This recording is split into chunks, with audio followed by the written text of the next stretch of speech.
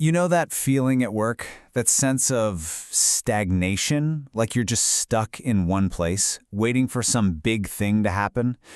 But what if the big change you're waiting for isn't actually coming?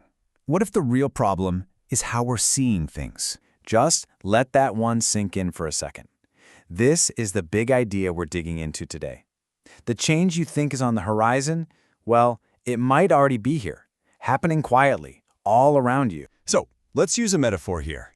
Think of your company's progress as a train. And that train, it is pulling out of the station right now. So the real question isn't when is it leaving? It's are you on it or are you about to be left behind on the platform? Now, does any of this sound familiar? I bet it does. Nothing ever changes around here. We say this stuff to our coworkers, right? It's this shared feeling that we're all just stuck in mud. And it's so easy to believe that if you don't see some huge dramatic shift, then nothing is happening at all. But here's the challenge. Let's flip that idea completely on its head.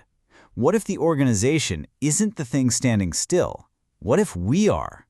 Could it be that we're so deep in our daily routines that we've switched on autopilot and we're totally missing the subtle but important shifts happening right under our noses? You know, a big reason we miss these things is because we're listening for the wrong sound.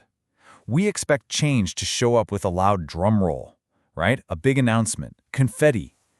But real, meaningful change almost never works like that. It starts as a whisper. This really breaks it down perfectly. We're all waiting for the drum, the official email, the big all-hands meeting, the new policy handbook. But the real change, the important stuff, it lives in the whisper. It's in the new ways teams are starting to collaborate, that new software tool a few people are trying out, the more agile ways people are getting work done. And that's the real danger here. If you've got your ears plugged, waiting for that one big drum beat, you're going to miss the entire symphony. You'll be totally deaf to the music of evolution that's playing out in those little whispers every single day. Okay, this is where we get a little personal. Time for a moment of honest-to-goodness self-reflection. Let's look at a few clear signs that you might be the one standing still, not your company. All right, take a hard look at this list. Does any of this hit a little too close to home? Be honest with yourself. Are you still clinging to that old spreadsheet because, hey, it works? Do you find yourself saying, nobody tells me anything, but you haven't actually, asked anyone? Are you resisting that new tool because the old way's faster? Or maybe you're the one on the sidelines criticizing a new project while your teammates are actually in there building it. These are the classic signs of being on autopilot. So if any of that felt familiar, the next logical question is, why? Realizing that you're on autopilot is step one, but understanding why you got there is how you actually start to fix things.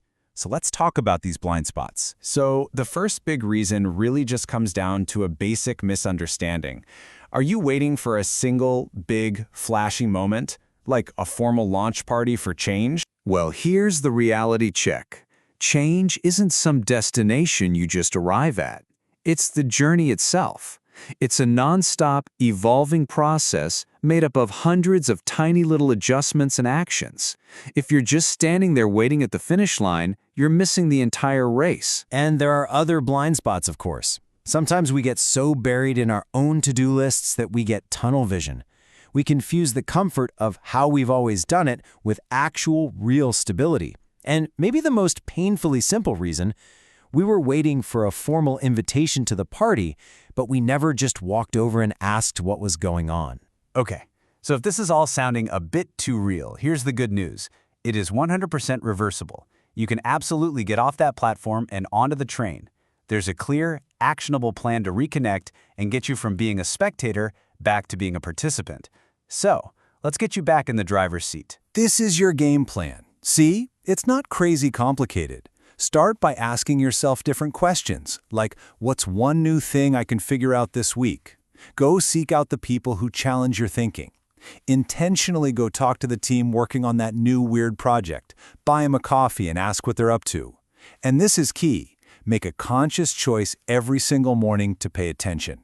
And finally, find one tiny piece of the change, just one thing, that you can actually help with. I really love this quote. It just sums up the whole goal so perfectly.